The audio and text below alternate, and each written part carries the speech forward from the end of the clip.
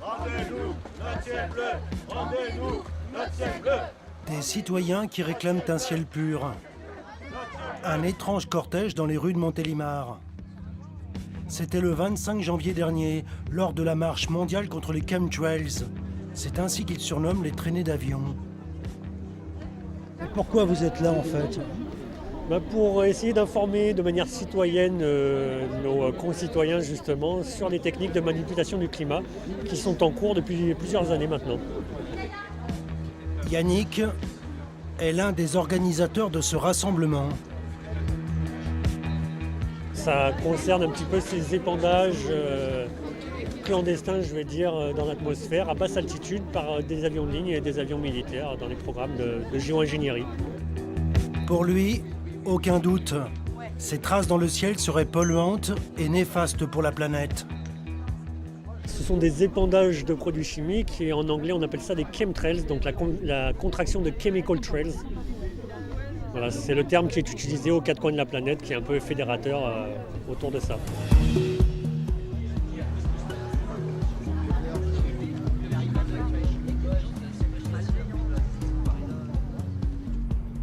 Les chemtrails, un anglicisme qui s'est imposé dans le langage de ces observateurs pour désigner des traînées persistantes au point de voiler complètement le ciel.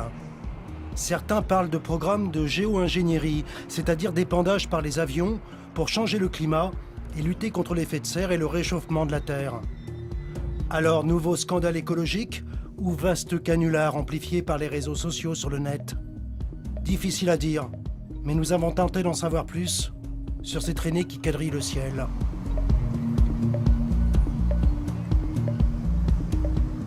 Séverine habite dans les Bouches-du-Rhône, à Saint-Martin-de-Crau. Elle prétend avoir contracté une maladie étrange, celle des morgelons. Les morgelons, c'est le nom qu'on donnait autrefois aux enfants victimes d'une maladie de peau endémique qui est apparue au XVIIe siècle en Provence. Une maladie qui n'est toujours pas reconnue par la médecine officielle. Qu'est-ce que vous avez au visage? Qu'est-ce que c'est? C'est la maladie des morgelons. Donc au début, j'ai eu des gratouilles, des chatouilles, je comprenais pas bien pourquoi. Et j'ai aussi parfois des violentes démangeaisons vraiment intenses, avec le visage qui gonfle, je deviens rouge, un peu comme une réaction allergique. Qu'est-ce que vous disent les médecins?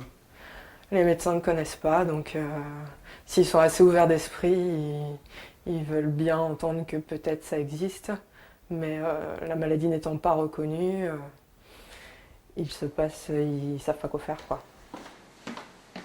Pour Séverine, cette maladie dite des morgelons serait provoquée par les chemtrails. Elle a filmé dans son jardin d'étranges filaments qui seraient tombés du ciel. Elle les a confiés sous constat d'huissier à un laboratoire d'analyse. Pour moi, ça vient des chemtrails, ce qu'on appelle des chemtrails, donc des épandages aériens clandestins. Donc ces traînées qu'on voit dans le ciel. Et je pense que ces filaments sont donc des résidus de ces chemtrails. D'ailleurs, c'est ce qui a été mis en avant par le laboratoire Analytica. Nous voici justement dans le laboratoire Analytica, situé à Cuers dans le Var. Bernard Taillé est le premier scientifique en France qui a analysé les fibres prélevées par Séverine. Ce docteur de 3e cycle en chimie reçoit ici des spécimens venus des 4 coins du pays.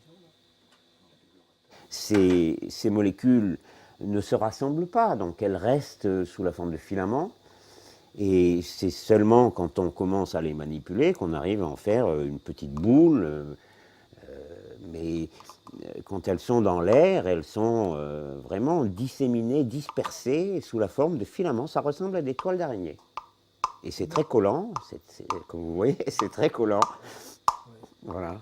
Mais c'est pas naturel alors, si? Non, c'est manifestement artificiel, et ça, j'en suis maintenant convaincu depuis que j'ai pu faire ces analyses, parce qu'on trouve des produits qui sont d'origine industrielle, donc la question ne se pose plus.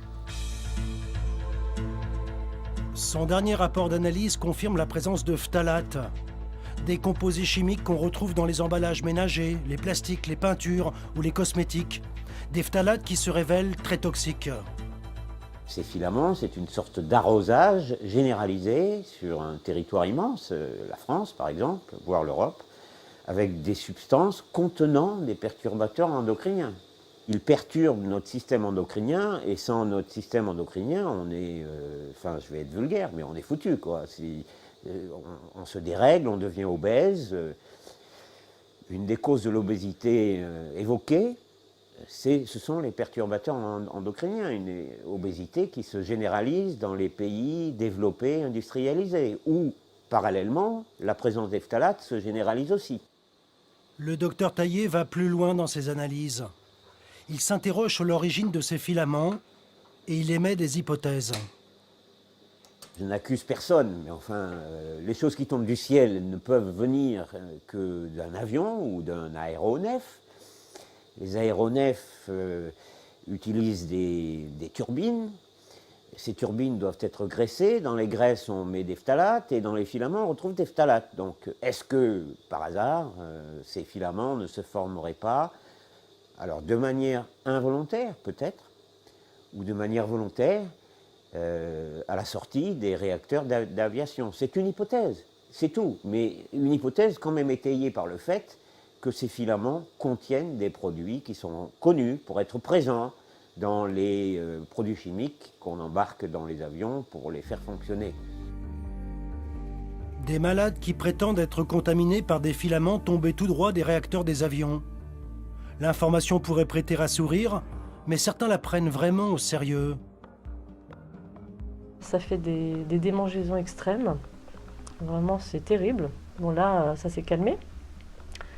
Mais des fois, on ne sait pas quoi faire. Alors, j'ai essayé de l'éosine, des huiles essentielles. Ça calme un petit peu. Mais ça pousse, quoi. Ça pousse dessous.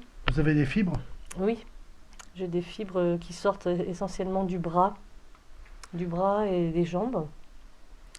Et des points noirs aussi, des espèces de grains. Nadine habite Marseille. Pour son médecin traitant, les symptômes font penser à une maladie parasitaire, la maladie de Lyme, provoquée par des piqûres de tiques. Mais Nadine pense souffrir des morgelons à cause des fils qui sortiraient de ses mains, tout comme ce patient belge qui s'est filmé avant de poster ces images étonnantes sur Internet.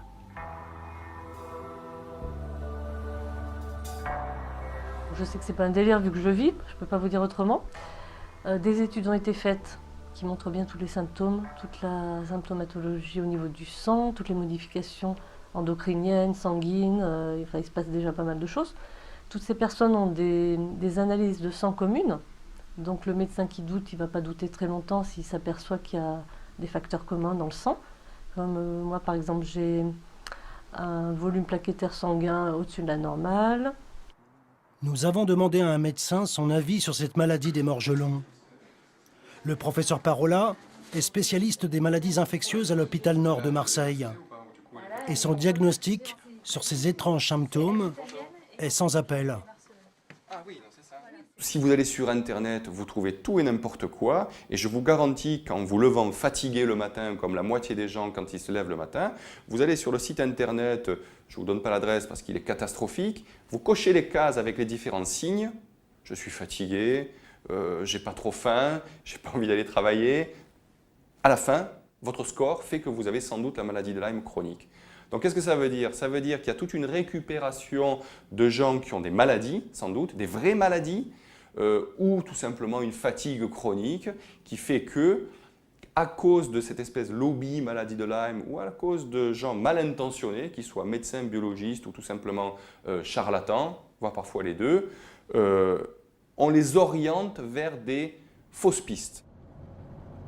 Yannick, lui, poursuit ses investigations au volant. Donc c'est sur cette barrière à droite, la barrière verte là. Il a repéré un de ces mystérieux filaments. Une retombée qui coïncide, selon lui, avec le passage régulier des avions de ligne. Donc voilà, c'est un petit peu ce genre de filament.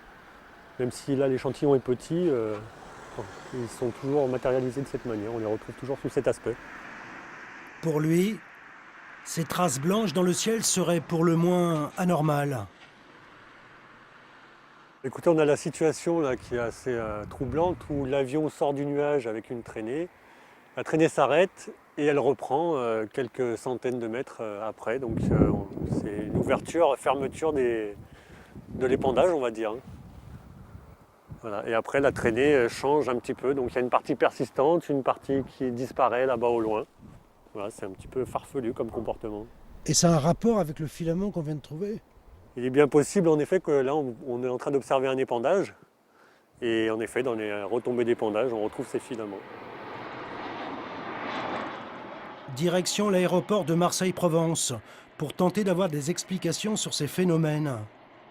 Ce jour-là, les responsables techniques du service environnement ont accepté de nous recevoir pour communiquer sur un nouveau système anti-pollution, le 400 Hz. Un système qui permet aux avions de se connecter à une prise électrique reliée directement à l'aérogare. Résultat, une économie substantielle de kérosène pour les compagnies et moins de particules fines répandues dans l'atmosphère et sur le tarmac. Mais lorsqu'on pose la question sur les chemtrails, voici la réponse qu'on obtient. Alors, j'ai pas entendu parler de cette théorie-là. Par contre, nous, on lutte évidemment à notre niveau, puisqu'on traite les avions qui sont au sol. Donc là, on a traité la partie dégagement de CO2 pour les avions au sol. Et après, effectivement, il faudrait peut-être prendre plus contact avec les compagnies aériennes pour savoir exactement sur quoi, bien sûr, des moteurs de moins en moins polluants. Mais après, je ne connais pas cette théorie-là. Mais voilà, ni les compagnies aériennes, ni le syndicat national des pilotes de ligne n'ont accepté de nous parler devant une caméra. Seule la Direction générale de l'aviation civile a répondu à nos questions, mais par courrier électronique seulement. Et voici la réponse, signée par le numéro 2 de la DGAC.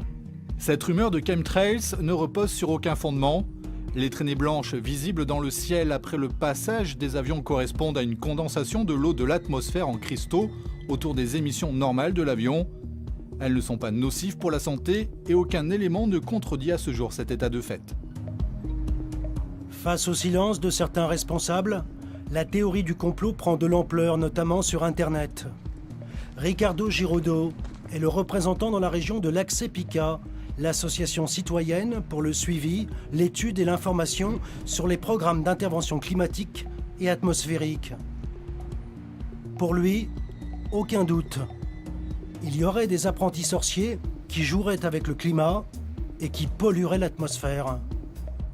J'ai remarqué qu'on avait souvent des longues traînées, longues et persistantes dans le ciel, capables de blanchir littéralement le ciel en quelques heures, mais on n'avait pas les conditions atmosphériques indispensables pour. Donc, bien évidemment, il y a un problème. C'est difficile de ne pas penser à la géo-ingénierie, et notamment à la géo-ingénierie militaire, quand on est à connaissance de toute une documentation à cet égard. Et à connaissance aussi des conventions de l'ONU, les moratoires concernant cet argument. Donc bien évidemment, oui, il y a un phénomène de manipulation du climat et de l'environnement. C'est un débat ouvert sur la nécessité ou pas d'utiliser la géo-ingénierie pour limiter le réchauffement climatique, notamment avec la gestion du rayonnement solaire. Mais je crois que c'est qu'un niveau de débat ou bien évidemment d'essais à petite échelle. Je crois que s'il y a vraiment une activité de géo-ingénierie clandestine, et on dit bien évidemment clandestine vu les moratoires existantes, c'est peut-être plutôt au niveau militaire. Donc, secret défense. Vous avez saisi les ministres intéressés? Bien sûr, le ministre de l'écologie et madame la ministre de la Santé, qui sont bien évidemment les deux ministères les plus intéressés. Et quelle a été leur réponse? Aucune.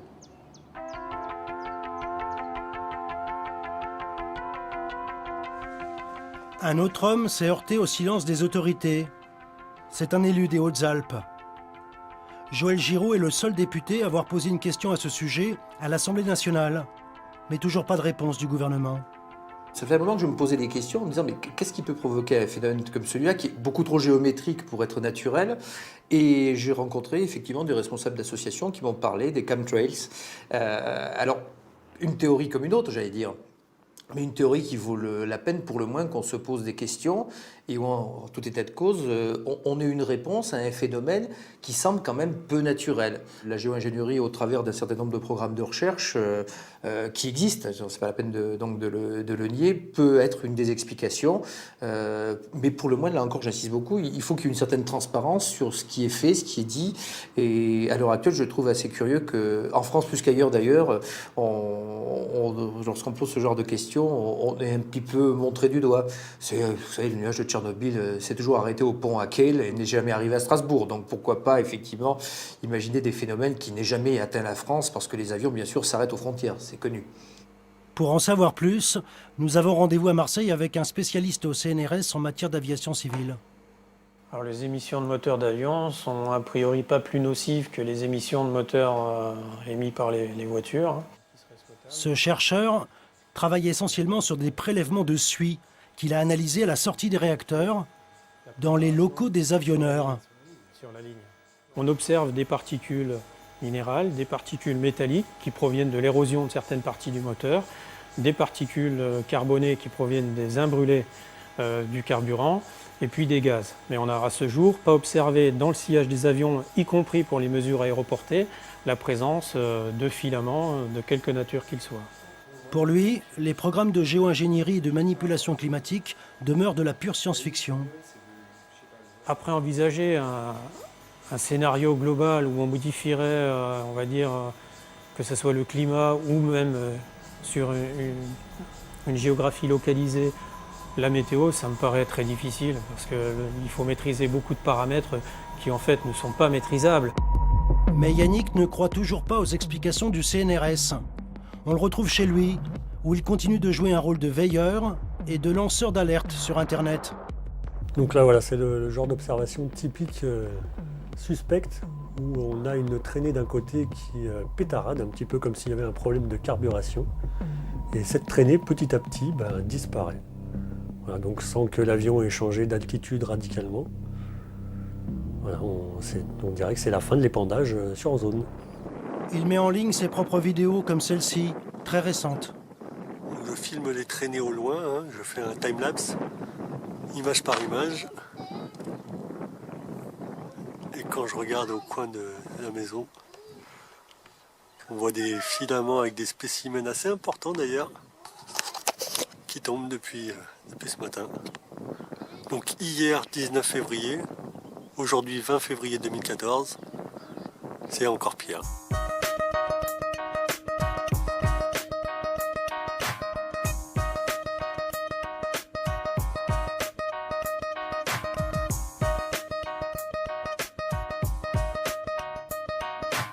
On fabrique des systèmes pour épandre du soufre dans l'atmosphère avec des systèmes qui peuvent se faire à très basse altitude.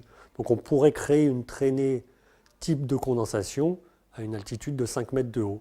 Sauf qu'à la place de la condensation classique qui est composée d'eau, de gouttelettes d'eau et de suie, on retrouve des particules de soufre ou des particules utilisées pour des programmes de modification climatique. À Météo France, un ingénieur nous confirme que ces traînées ont une influence sur le climat et que des expériences de géo-ingénierie existent bel et bien, mais à petite échelle. Ces traînées d'avions ont été étudiées très en détail. On sait qu'elles ont un impact local sur le climat en augmentant un petit peu l'effet de serre. Donc ça fait des températures le jour un petit peu plus faibles puisque ça voile le ciel, exactement comme un nuage naturel. Et ça peut faire des températures nocturnes un peu plus élevées. Donc on pense que ça contribue au réchauffement climatique. Très localement, sur des petites zones, il y a des expériences qui ont été faites sur le terrain pour augmenter la pluie ou limiter la grêle en injectant des produits chimiques dans les nuages. Mais ça coûte cher, ça ne fonctionne que dans des petites zones. À l'échelle du climat, aujourd'hui, on n'a pas montré à notre connaissance de techniques convaincantes de modification volontaire et contrôlée du climat. C'est encore un objectif très lointain.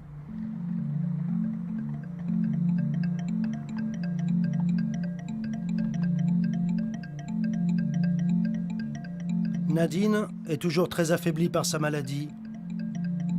Malgré la lassitude, elle garde pourtant l'espoir d'être entendue. Je pense qu'on est un peu les cobayes parce que on se sert du ciel comme terrain de jeu et nous on est un peu les dommages collatéraux, on va dire, de tout ça. Tout ça n'est pas très clair, voilà. Aujourd'hui je suis un petit peu à bout de souffle, ça fait 6 mois que je me bats avec cette maladie. J'étais très confiante au départ parce que je pensais que j'allais guérir dans les 2-3 mois en faisant tout ce qui était possible de faire au niveau alimentation, hygiène de vie, voilà. Et bon, j'en suis à peu près au même point. Donc je sais pas où ça va me mener tout ça, mais bon, je continue à faire les traitements naturels et je ne veux pas me mettre dans la tête que c'est incurable comme disent certains. De son côté, Séverine attend une reconnaissance par la communauté scientifique. Une communauté qui ne voit dans les symptômes de sa maladie qu'un délire qualifié de parasitaire. C'est difficile de vivre cela. C'est-à-dire qu'aucun médecin ne reconnaît votre maladie.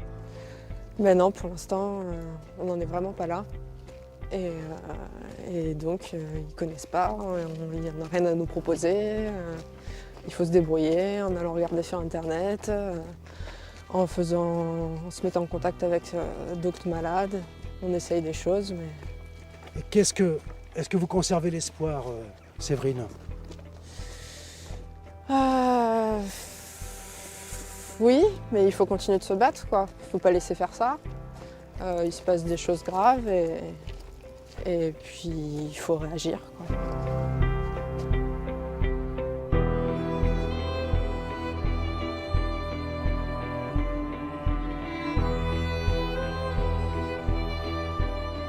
Alors, que penser de la théorie des chemtrails et de cette maladie des morgelons? Une maladie sujette à controverse, car les chercheurs continuent de s'interroger. En France, mais aussi aux États-Unis, de nouvelles études pourraient voir le jour. La pollution massive de l'air par les industries, le trafic automobile, mais aussi le transport aérien, favoriserait l'émergence de nouvelles maladies sous forme d'allergies et d'asthme dans la population.